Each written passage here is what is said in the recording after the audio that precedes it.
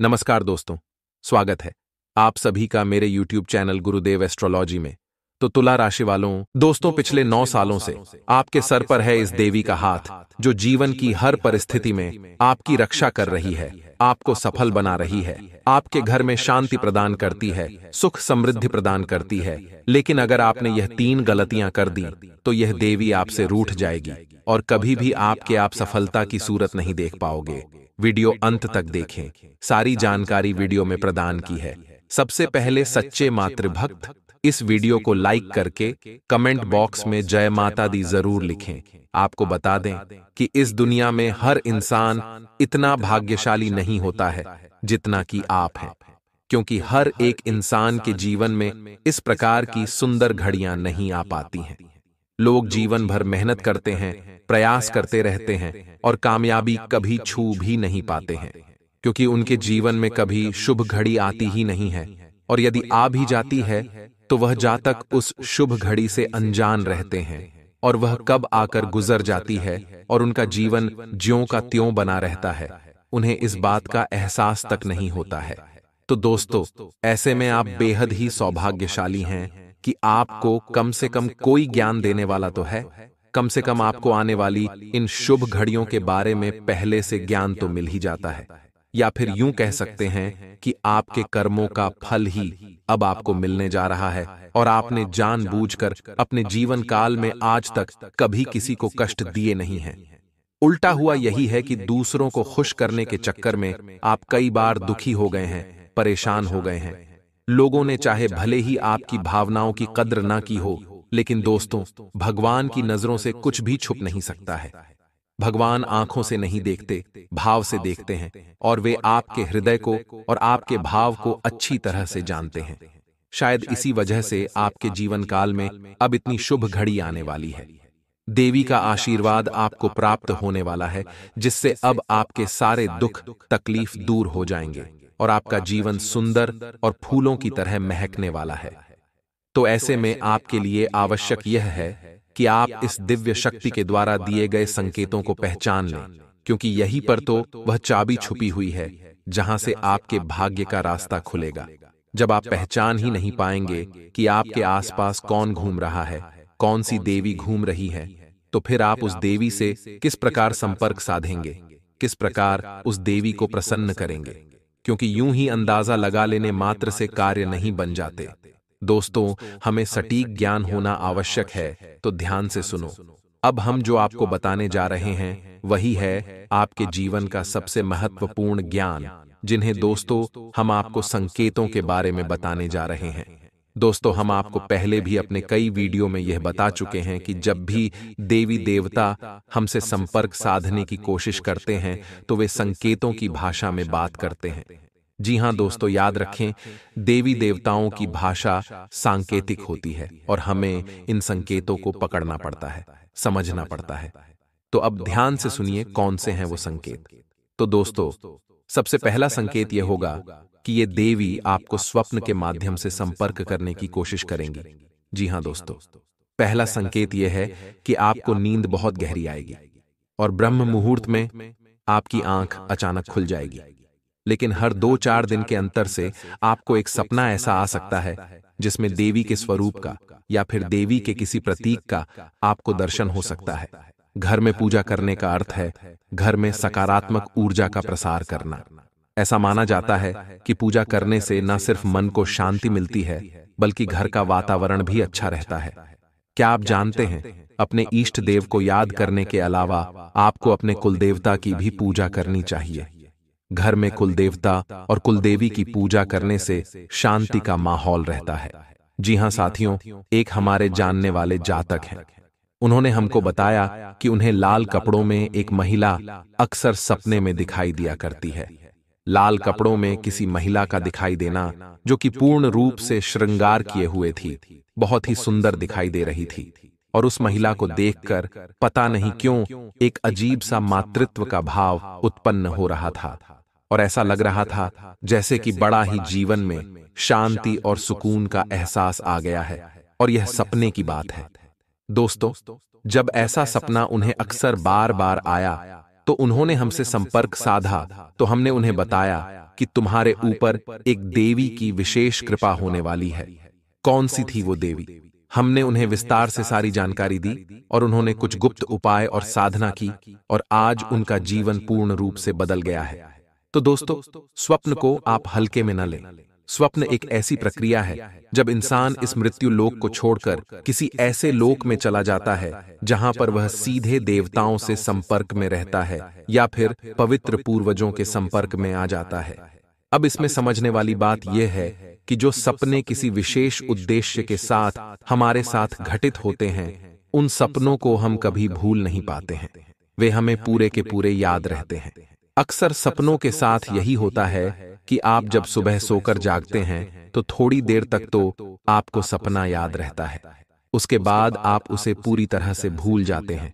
लेकिन जिन सपनों के माध्यम से देवी देवता या फिर कोई दूसरी पराशक्तियां आपको कुछ संकेत देने की कोशिश करती हैं, वे सपने आप भूलते ही नहीं हैं। उन सपनों में क्या घटित हुआ वह आपको काफी हद तक पूर्ण रूप से याद रहता है।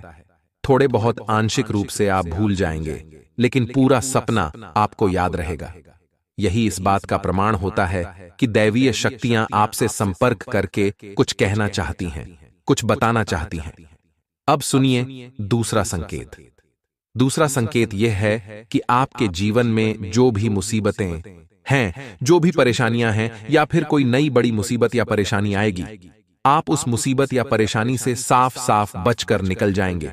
वह परेशानी केवल आपको छू कर चली जाएगी, आपका कुछ भी बिगाड़ नहीं पाएगी।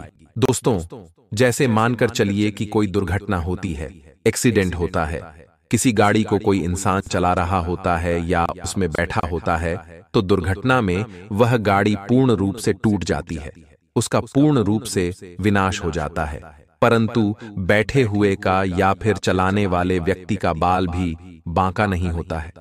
यदि ऐसा कोई संकेत है, मात्र यह तो एक घटना है, ऐसी कई और भी घटनाएं हो सकती हैं। जैसे कहीं कोई हादसा हो गया, झगड़ा हो गया, कोई बात हो गई, लेकिन आपको खूब पता था कि वहां पर आपको बहुत अधिक नुकसान हो सकता था, लेकिन आपका कुछ भी नहीं बिगड़ा, आप साफ साफ बचकर निकल आए।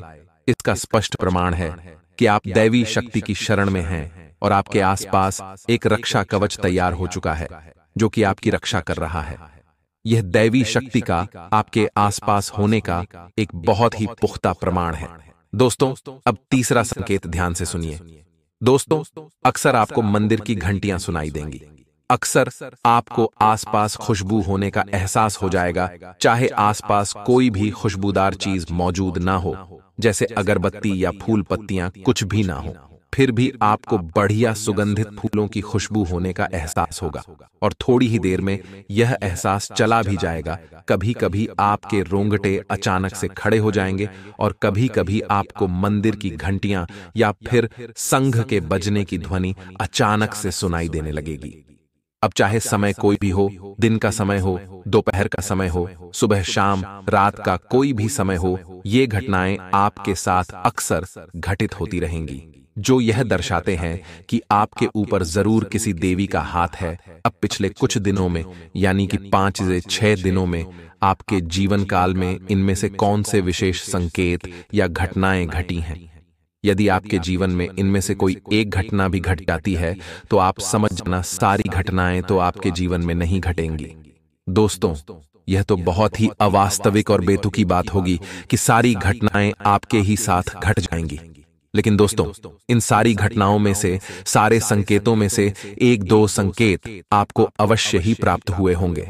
तो जो संकेत यदि आपको प्राप्त हुई हैं, तो आप समझ जाना और आप हमें कमेंट करके अवश्य बताना कि आपके साथ इनमें से कौन सी घटना घटित हुई है। अब ध्यान से सुनिए कि आपको पता चल गया कि आपके आसपास कोई देवी है। आपने संकेतों को भी अच्छी तरह से समझ लिया, आपने हमारे द्वारा बताई गई बातों को अच्छी तरह से समझा और अपने जीवन में इन्हें उतार कर जानने की कोशिश की, और आपको पता चल गया कि आपके आसपास कोई देवी है। लेकिन अब मन में यह प्रश्न उठता है कि आखिर कौन सी देवी हैं जो आपकी रक्षा कर रही हैं, आपके जीवन को बदलना चाहती हैं और आपसे उनका बहुत गहरा नाता भी है। और प्रश्न उठना भी मन में बिल्कुल ही स्वाभाविक है। दोस्तों, प्रश्न अगर आपके मन में उठा है तो उसका जवाब भी आप ध्यान से सुनिए। इस प्रश्न का जवाब यह है कि वे देवी हैं, आपकी कुल देवी। जी हाँ दोस्तों, आपकी कुल देवी आपकी माँ के समान है। वे केवल आपकी ही माँ नहीं है, आपके पूरे कुल की माँ हैं। आपकी कुल की पालनहार हैं, तारणहार हैं और लंबे समय से आपके कुल की रक्षा करती चली आ रही हैं और आपके कुल की पूजनीय भी रही हैं। यदि आपके घर में कुलदेवी या देवता की तस्वीर नहीं है तो सुपारी को पान के पत्ते में बांधकर उसके ऊपर मौली बांधकर कुलदेवता का स्मरण करते हुए लौंग लगानी चाहिए और इस पर स्वस्तिक बनाना चाहिए। लेकिन आज के इस भागदौड़ भरी जीवन में लोग अपने कुल देवी और देवताओं को पूर्ण रूप से भूल चुके हैं। अपने पितृ देवताओं का भी तो ख्याल नहीं रख पाते हैं। कुल देवी और देवताओं की तो बात ही क्या की जाए। लेकिन दोस्तों, आप कुल देवी को बिल्कुल भी हल्के में मत लेना। जिस इंसान ने अपने जीवन में अपनी कुल देवी के दर्शन नहीं किए हैं, उनको भोग अर्पित नहीं किया, उनकी नित्य पूजा पाठ नहीं की है, वह इंसान जीत जी तो कभी सुख प्राप्त कर ही नहीं सकता, बल्कि मृत्यु के बाद भी उसे सुख प्राप्त नहीं होगा। उसकी कभी मुक्ति नहीं होगी और उसे पुनः मृत्यु लोक में कष्ट और पीड़ा सहने के लिए आना होगा। ऐसा भयानक श्राप क्यों है दोस्तों? हम नहीं कह रहे हैं, यह श्राप गरुड़ पुराण में लिखा हुआ है। दोस्तों, तो ऐसे में आपको इतना बड़ा श्राप आखिर लग ही क्यों जाता है? दोस्तों, समझने की बात है कि एक इंसान है जिसका आपने खूब आदर सत्कार कुछ समय तक किया और उसके बाद कुछ समय बाद आप उसे पूरी तरह से भूल गए। अब वही इंसान यदि आपके आसपास आता भी है तो आप उसे पहचान भी नहीं पाते हैं और ना ही उससे आप बात करते हैं। तो यह उस इंसान का निरादर हुआ कि नहीं हुआ? आप खुद ही विचार करके देखिए। जब इंसानों के विषय में इतनी छोटी बात का इतना बड़ा मतलब निकलता है कि सामने वाला आपसे रुष्ट हो सकता है, आपको कुछ भी मन में भला बुरा सोच सकता है, तो दैवीय शक्तियों का तो फिर कहना ही क्या है। क्योंकि वे एक पीढ़ी से नहीं, 2 पीढ़ी से नहीं, पिछली न जाने कितनी पीढ़ियों से आपके घर में पूजनीय हैं। अब कुछ समय से उनका पूजा पाठ बंद हो गया है, जिसकी वजह से वे कितनी क्रोधित होंगी, आपसे कितनी नाराज होंगी। आप खुद ही इस बात को सोचकर देखिए। रूह कंपा देने वाली, रोंगटे खड़े कर देने वाली घटना है। यह साधारण घटना नहीं है। ऐसे में आपको मानसिक शांति, सुकून, सफलता कुछ भी हासिल हो ही नहीं सकता है। कुल देवी का अपमान, निरादर जहां हो जाए, उस घर में किसी भी प्रकार की खुशहाली आ ही नहीं सकती है। तो अब ऐसे में आप क्या करें? दोस्तों, हम आपको बता दें कि आपको जो हमने बताए हैं उनमें से यदि एक भी संकेत देखने को मिल जाता है अपने जीवन काल में पिछले 5 से 6 दिनों में, जी हाँ दोस्तों, हम आपको बता रहे हैं, आप ध्यान से समझिए। पिछले 5-6 दिनों में यदि आपको इनमें से 1 या 2 संकेत भी मिल गए हैं तो आप समझिए कि आपकी कुल देवी आपके आसपास है। अब वह आपसे क्या कह रही हैं? दोस्तों, वह आपसे 5 बातें कह रही हैं। आप ध्यान से सुनिए। दोस्तों, इस वीडियो को आपने यदि मिस कर दिया तो हम कह रहे हैं कि आप अपने जीवन का सबसे बहुमूल्य खजाना मिस कर देंगे। फिर मत कहना कि जीवन बदलता क्यों नहीं है, परेशानी कटती क्यों नहीं है, क्योंकि इसका कारण आप स्वयं खुद होंगे। तो आप ध्यान से सुनिए कि आपकी कुलदेवी आपसे क्या कह रही हैं। सबसे पहली बात कि आपकी कुलदेवी आपसे कह रही हैं कि उनकी पूजा पाठ प्रारंभ करो। घर में पूजा करने का अर्थ है कि घर में सकारात्मकता, ऊर्जा का प्रसार करना। ऐसा माना जाता है कि पूजा करने से न सिर्फ मन को शांति मिलती है, बल्कि घर का वातावरण भी अच्छा रहता है। लेकिन आपको इस बात का खास ख्याल रखना चाहिए कि अपने कुलदेवी और देवता की पूजा करने के साथ साथ अपने इष्ट देव को भी याद करना चाहिए। जब भी कोई देवी देवता किसी कुल से बंध जाते हैं तो वे उस कुल की पूजा पाठ और उस कुल के सत्कर्मों से ऊर्जा ग्रहण करने लगते हैं, और जब उनका पूजा पाठ बंद हो जाता है तो देवी देवताओं की शक्ति पर इसका प्रभाव पड़ता है। जिस प्रकार पितरों की पूजा करने से पितरों को शक्ति प्राप्त होती है, वैसे ही देवी देवताओं की जा करने से उन्हें भी शक्ति प्राप्त होती है। फिर वे हमें देने योग्य होते हैं, इसीलिए उनका नाम देवता होता है। वह हमें देते हैं, इसलिए देवता कहलाते हैं। तो आपको क्या करना है? उनकी पूजा पाठ प्रारंभ करनी है। दूसरी बात, आपकी कुलदेवी आपसे क्या कह रही हैं? दूसरी बात, आपकी कुलदेवी आपसे यह कह रही हैं कि आप उन्हें भूल चुके हैं, उन्हें आपने याद नहीं किया है, आप उनके मूल स्थान को नहीं जानते हैं, तो एक बार कम से कम जीवन में उनके मूल स्थान पर जाकर उनके लिए कुछ विशेष पूजा पाठ अवश्य कराइए। दोस्तों, यकीन मानिए, ये बातें कोई भी इंसान आपको बताएगा नहीं, मुफ्त में तो कोई नहीं बताएगा। बहुत मोटी मोटी रकम लेकर लोग इतनी बड्ढी बड्ढी बातें बताते हैं। हम तो आपको मुफ्त में ही बता रहे हैं, क्योंकि हमारा मकसद केवल और केवल आपके जीवन में बदलाव लेकर आना है। अब चौथी मांग सुनिए दोस्तों, ये बहुत ही आवश्यक है। चौथी मांग कुलदेवी की आपसे यह है कि आपके घर में जब भी पूजा पाठ होती है तो एक दीपक कुलदेवी के नाम का अवश्य जलाया जाए और कुलदेवी के नाम से भोग अवश्य निकाला जाए। दोस्तों, कुलदेवी को याद करते हुए उनके नाम से थोड़ा सा भोग अवश्य निकाला जाए। आप अपनी पूजा की अलमारी में देवी देवताओं को भोग तो लगाते ही हैं, कुलदेवी के नाम से भी आपको भोग निकालना है। यह कुलदेवी की विशेष मांग है। दोस्तों, याद रखना, अब पांचवी मांग दोस्तों, कुलदेवी की पांचवी मांग यह है कि आपके घर में जब भी कोई विशेष कार्य हो, यानी कि कोई भी दैवीय या फिर संस्कारित कार्य हो, कोई त्योहार आदि की पूजा पाठ हो, तब कुलदेवी की भी पूजा की जाए, कुलदेवी को भी याद किया जाए। बिना कुलदेवी को याद किया गया कोई भी संस्कार पूरा नहीं किया जा सकता है। जिस घर में कुलदेवी को याद नहीं किया जाता, भोग नहीं निकाला जाता, दीपक नहीं जलाया जाता, पूजा पाठ नहीं की जाती, उस घर में कोई भी धर्म कर्म संस्कार संपन्न नहीं होता, शुभ नहीं माना जाता। तो आपको इन बातों का ध्यान रखना है। दोस्तों, संकेतों को पहचानना है, अपनी देवी की मांग को समझना है। अब सबसे महत्वपूर्ण बात कि कुछ जातक यह कहेंगे कि हमें तो पता ही नहीं कि हमारी कुलदेवी कौन है, तो हम कैसे अपनी कुलदेवी को पहचानेंगे, कैसे उनके बारे में जानकारी निकालेंगे। तो दोस्तों, इसके दो तरीके हैं, आप ध्यान से सुनिए। पहला तरीका यह कि आप अपने घर के बड़े बुजुर्गों से, जी हां दोस्तों, अपने घर के सबसे बुजुर्ग सदस्य ही यह जानने की कोशिश करें, दो चार लोगों से बात करें कि आपके घर में कौन सी कुलदेवी की पूजा की जाती है। कुछ लोगों के यहाँ भद्रकाली की पूजा होती है, किसी के यहाँ बगलामुखी की पूजा होती है, किसी के यहाँ विंध्यवासिनी देवी की पूजा होती है। तो आपके घर में किस कुल देवी की पूजा की जाती है? अब यदि आपके घर के बड़े बुजुर्गों को भी इसके बारे में पता नहीं है, तो फिर आपको करना होगा एक विशेष प्रयोग। जी हां दोस्तों, यह प्रयोग 7 दिनों तक चलेगा, थोड़ा सा कठोर रहेगा। इस प्रयोग के बारे में आपको हम बताने जा रहे हैं, ध्यान से सुनिए। इस प्रयोग को करने से आपकी कुलदेवी आप उस सपने के माध्यम से संपर्क करके स्वयं दर्शन देकर बताएंगी, या फिर कोई न कोई और संकेत आपको प्राप्त होगा जिसमें आपको आपकी कुलदेवी के बारे में पता चल जाएगा। अब दोस्तों, हम आपको 2 ऐसे उपाय बताने जा रहे हैं जो आपकी कुलदेवी को प्रसन्न करेंगे। कुलदेवी या देवता के स्थान पर जाकर एक साबुत नींबू लें और उसको अपने ऊपर से 21 बार वार कर उसे 2 भागों में काटकर एक भाग को दूसरे भाग की दिशा में और दूसरे भाग को पहले भाग की दिशा में फेंक दें।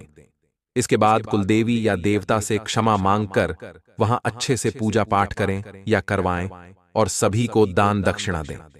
कुलदेवता की पूजा करते समय शुद्ध देसी घी का दिया, धूप, अगरबत्ती, चंदन और कपूर जलाना चाहिए। साथ ही प्रसाद स्वरूप भोग भी लगाना चाहिए।